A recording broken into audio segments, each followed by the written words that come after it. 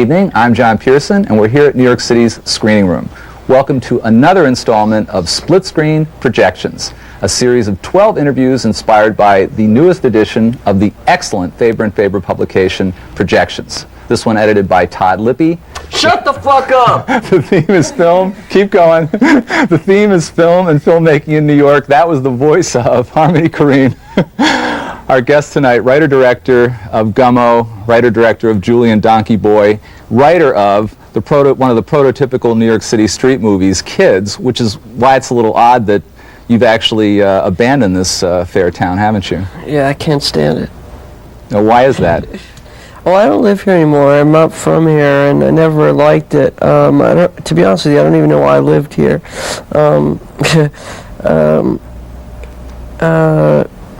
I just think that for an artist or for a filmmaker, that the city,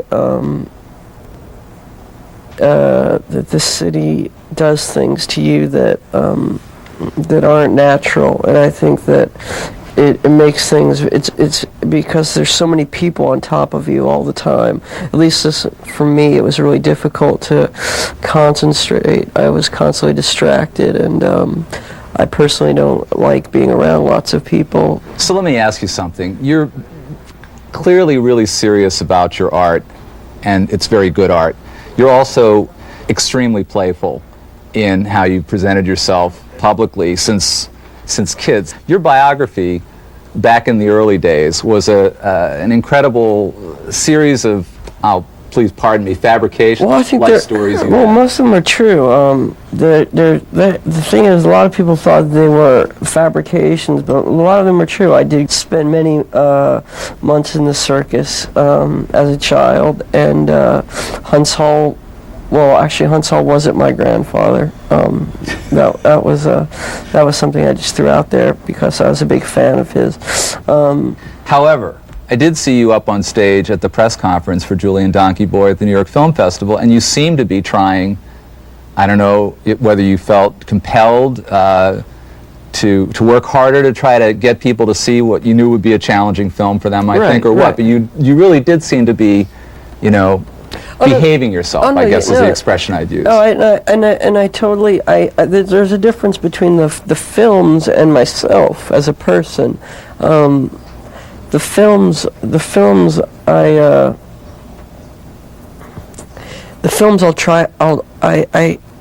won't really try and make it easier on the viewer, but I'll take that side very serious.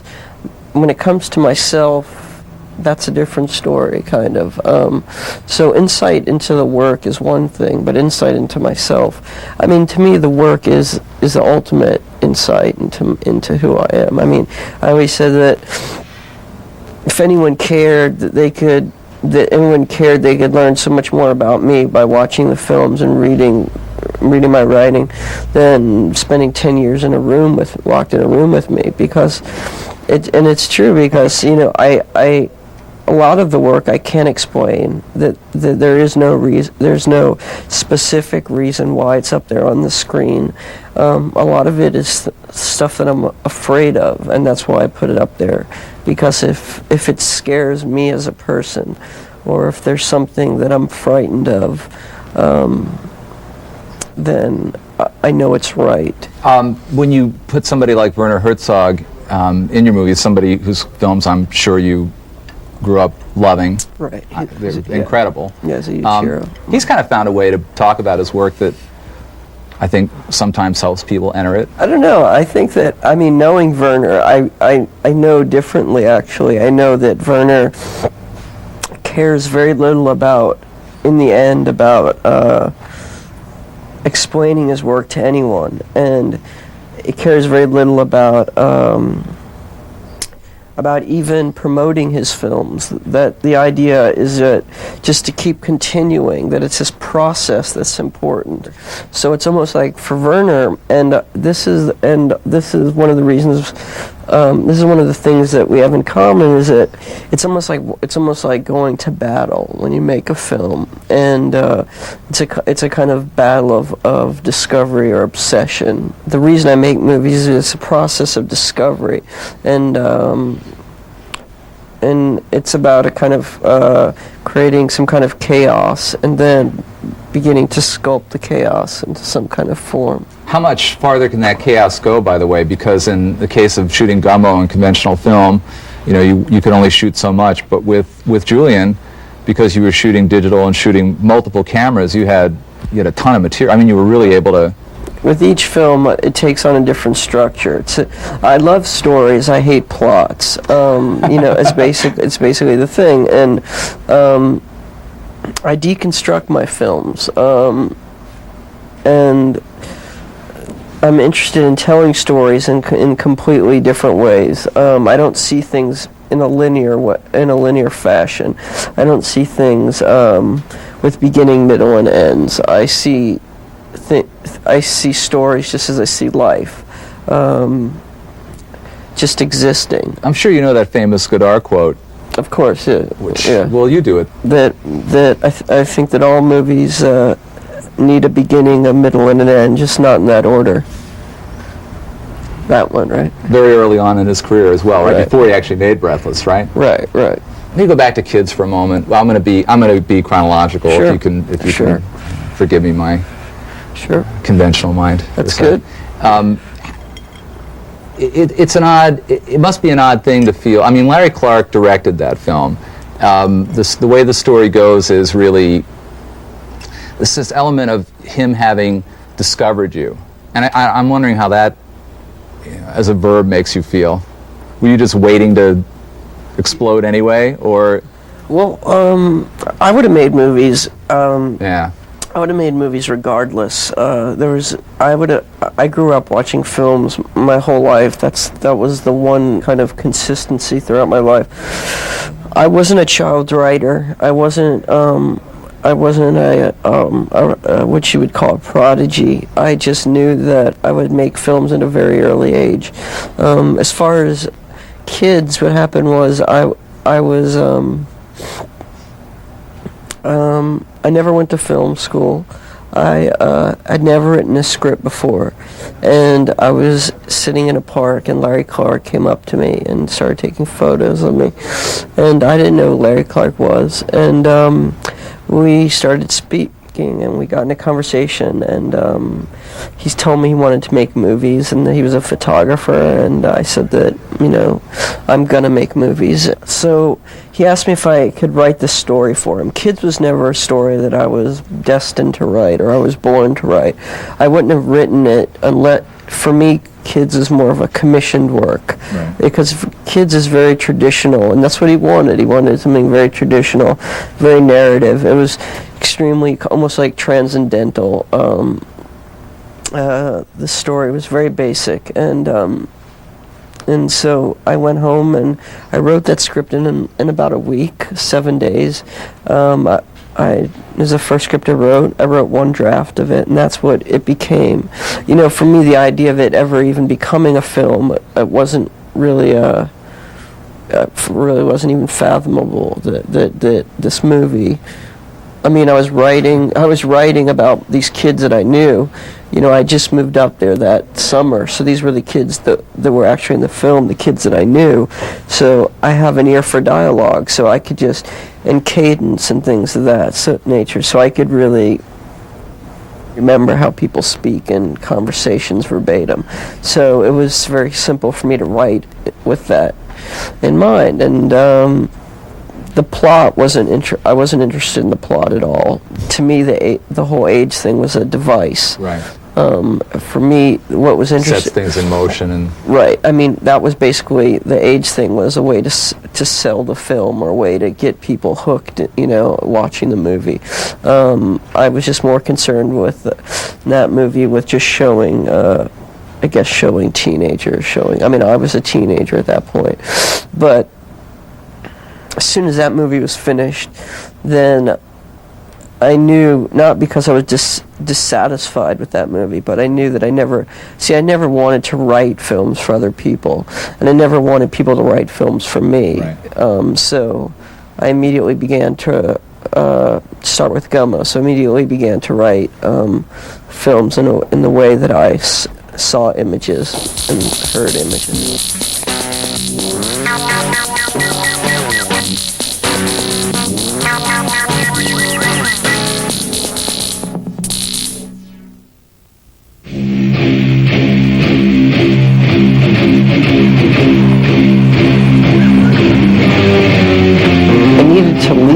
to see before I could go back and tell a story about it properly. Those are the kids that I knew, a lot of the kids that I'd gone to school with. After the movie Kids, we talked about his first movie. I mean, there was no question that he was going to direct the movie, and there was no question that it was exciting for me to produce it. So Gummo became the first movie. When I got the script, I had to read it like 5 times just to picture all of it in my head, because it was just out of this world. You know, I love all of his writing. I think, you know, he's an amazing writer. He may be even better writer than filmmaker, if I can say that without getting in trouble. A lot of the cast were kids that Harmony basically knew in Nashville. See, the thing is, when you work with professional actors, for the most part, they're very aware of the camera and where the camera is, and they perform for the camera, and I hate that. Two Brothers Who Punch Each Other were in his high school class. The dwarf Fat was on the same page as him in his high school yearbook. And there was a McDonald's next door, and that's where we found the albino girl. The other lead was on a episode of Sally Jesse Raphael. It was called My Child Died from Huffing Paint. He was apparently a reformed glue sniffer. We tracked him down, and, you know, he'd obviously never acted, or even, you know, I don't even really think he knew until we stuck a camera in his face really what was going on, and maybe he didn't even know it even then. But, I saw a man lying in the street, and I said, "Can I help you?" He said, "No, I just found a parking space. Now I sent my wife to go buy a car." Harmony asked me at one point when the 2 boys come in to do something physical. How you doing? Good, you? Yeah, good. That was the only thing I could really. And I kept sighing because it I wasn't really into what I was doing. It kind of hurt. I wasn't so sure it was going to work because I felt like it might have been a little bit contrived or something. So what we did is, in the editing, we kept it to kind of a minimum and made it seem much more organic. We wanted images coming from all directions. It was about documenting everything and anything, and worrying about it later. I wanted anything from Polaroids to video, 8mm, 35mm, and I wanted it going on all the time. And it was more almost like an ambiance. I think that we really wanted to capture the sort of, you know, white America sort of metal culture. Fucking run it! Get in there! Basically, I guess that's the first scene I ever shot in my entire life. I got him! Right before we started shooting, I heard these little kids at the craft service table, and they were like, you know, talking back and forth. They were like, "You could suck my cock, motherfucker, you piece of shit." And, you know, and I looked at him, it was like the kid was 4 years old, and I never heard anything like that before. It was amazing. So I wanted to capture that. So I went, and I had to ask their parents for permission.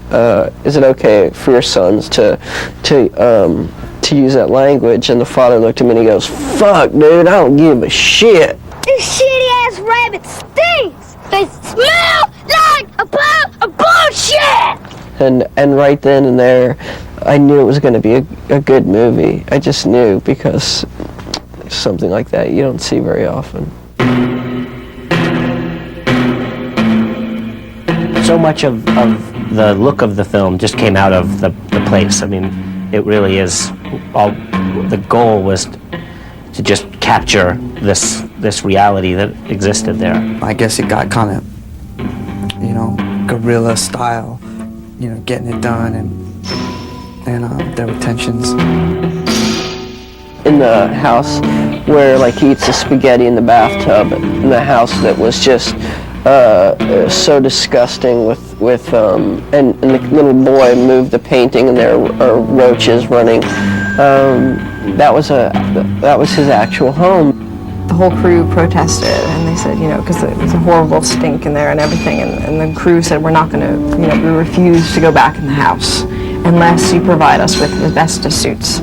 And just as a big fuck you to the crew, myself and the cinematographer directed that and shot that scene in Speedos and flip-flops. So that was a crisis. And then, but you know, the whole movie is crisis, but that's okay. Crisis, you need an enemy a lot of times to fight against. You know, so much every day. I mean, I wish we had made like a behind-the-scenes documentary. The movie was finished. It was 3 in the morning, and it was a weird scene, and everyone was a bit freaked out. My sister came to hug me, and I threw her through a plate glass window. And then the next thing I knew, I passed out, and I was vomiting in a yellow bucket, and I pulled my pants down, and so it was a kind of strange way to end the movie. The movie opened, and I got up really early to get the New York Times. It's about 5:30 in the morning, and I went out and got it and opened up to the art section.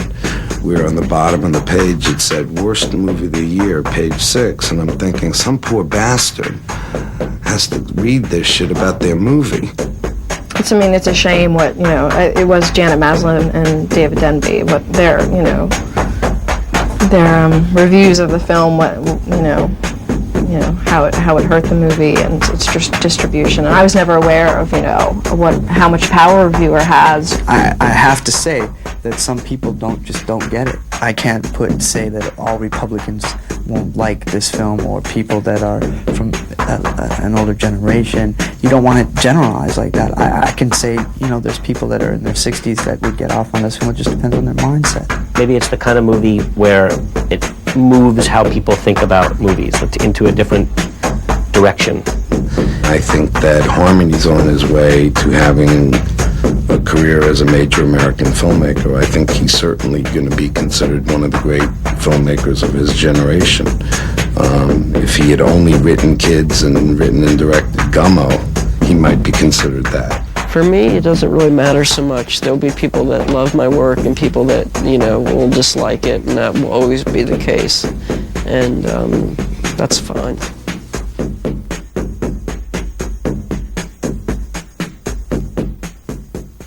I don't really consider myself part of an American independent scene. I know that I've been somehow lumped into that, but I don't really feel as if I have peers amongst the so-called independent filmmaking. And in fact, I don't really understand the idea of independent filmmaking anymore. I think now the idea that you can make that a Miramax film is independent, you know, Miramax being owned by Disney, and you know, I've made my films through every single one of them through a studio. You know, every one has been made through New Line, Fine Line. Yeah, so you've got Ted Turner somewhere back there. Exactly. So in a weird way, supporting you and being horrified by it. Right. Exactly. So Ted Turner is in a lot of ways responsible for Gummo and Julian Donkey Boy. For me, Clint Eastwood is as independent a filmmaker as John Cassavetes is, you know, and his vision is as dark and as singular as any present-day independent filmmaker, you know. And he's as much a hero of mine as someone like Fassbender is. Although it's of course surprising to hear you read you cite in the Todd Lippy interview the orangutan, one of the orangutan movies as a. Oh, Every Which Way But Loose. Yeah. No, but it's really true. I mean, if you think about how strange it is, you have this great American icon who for, let's say, 10 years during the 70s made 3 films back-to-back with an orangutan. Now, to me, that's a very arty thing. That's a really kind of conceptual thing. There does seem to be, and I think this is great, but there does seem to be a spirit in the air with you of really enjoying certain acts of provocation, which is not the same as like a morality debate. So, is this true? Oh, definitely. I think that my main purpose for joining the Dogma 95, becoming part of the Brotherhood, was because it was, at least in the beginning, a great act of provocation. But I don't really think of myself as a rebel or as a filmmaker whose naive in trying to create a new cinema. I mean, and I've read that before and heard people, and and when I went to Europe, there were many critics who were, saying that, telling me that I'm the spokesperson for some kind of post-Nouvelle Vague, and I don't see things like that. I see my films very much in a tradition of other filmmakers, and I don't see myself as all of a sudden just coming out of nowhere and trying and inventing something. Right. There's a tradition of certain filmmakers, starting with Griffith, even Lumiere, and Buster Keaton, and Dreyer, and and obviously Godard and Fassbender, and then you have Cassavetes, the great one, and for me it's just more that I would just rather myself be part of that kind of lineage than be some kind of poster child for some post-Nouvelle Vague cinema. And does it surprise you when people start, for all the acclaim that you get, when people start, hating you as well? And no, I mean, I want that, and I think in a lot of ways I deserve that, and I think that I don't make my films for even though I consider myself a commercial filmmaker, commercial meaning that I want people to see the movies. Right. That in the end, the idea is that the movies are made for the people. With Fight Harm, the movie that I was making, where I would go and I'd have camera crews follow me on the street, and this was the ultimate in provocation, and it was also, for me, the idea was I wanted to make the great American comedy, and I wanted it to be a cross between something like Buster Keaton and a snuff film, where I would go up to people and I would do whatever I had to make them hit me, basically, to make them fight me. I would never throw the first punch. And then the only rule of this, I set up rules, and the only rules were that no one was allowed to break up the fight unless it looked like I was going to be murdered. And that was really the only rule, and that I couldn't throw the first punch. I was a bit delusional, and I was very unhealthy when I was making that movie mentally, because I wanted basically to make this movie 90 minutes long and just consist entirely of repetition of fights, of just one fight after the other, one brutal confrontation after the next. And what happened was I ended up in the hospital many times with broken legs and broken ankles and broken ribs and concussions, and that was fine. That was okay. But I also was thrown in prison a bunch of times, and there's this thing called 3 strikes you're out. And so I was told by the judge the last time that if I was arrested one more time for doing this, that I would have to spend a lengthy time in prison. So at this point I'd have something like 9 fights, 9 true fights completed.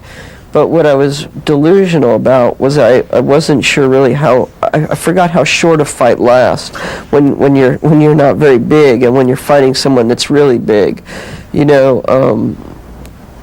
Really at the most, like a good fight lasts, a really good fight would last 2-3 minutes. Sometimes even shorter. I was smashed in the head with a brick, and that ended really quickly. So and then the worst was when I fought this bouncer at Stringfellows, and this is where the comedy came in, and I was fighting him, and it took me forever because he was huge, he was wearing a tuxedo, and it took me forever to get this guy to fucking fight me. And what happened was, my dad, when I was young, my dad had this thing about never letting me be comfortable, that I was always had to be nervous.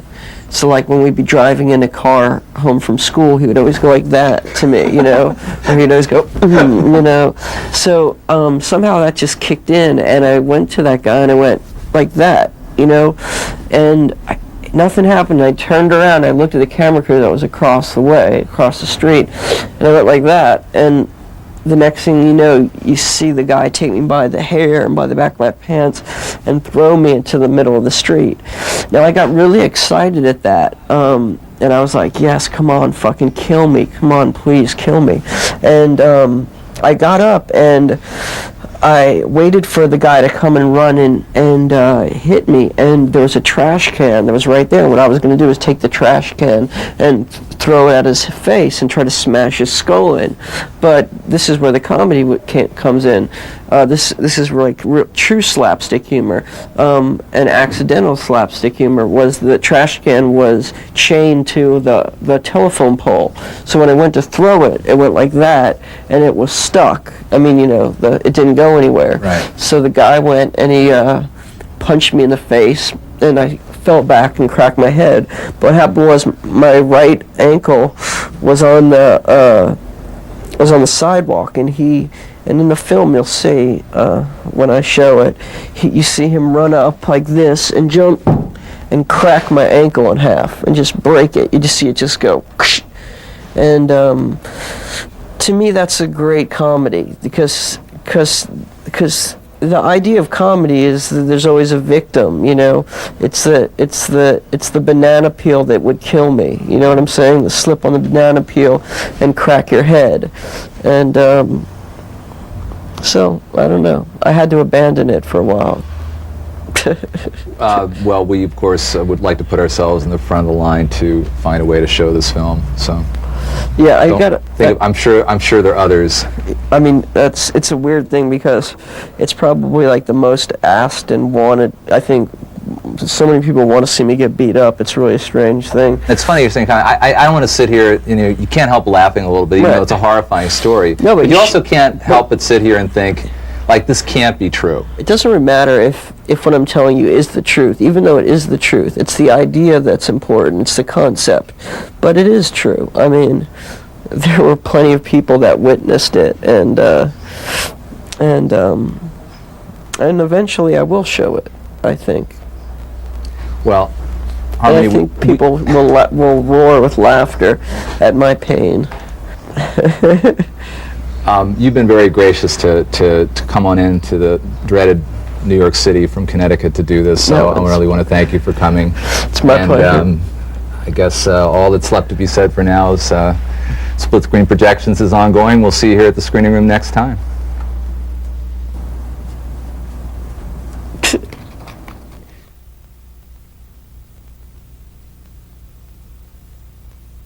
I'll show you the bone that popped out the back of my foot. That's pretty bad. See, that's the bone that popped out the back of my ankle. Somebody got that? You can put my foot on the IFC website. You can put my cock on the IFC website. Ever wish you could have an intimate conversation with Spike Lee? Number one, is not truthful. Number two, is not interesting either. Just you and him. Right, that's it. And a home viewing audience, of course. And I walk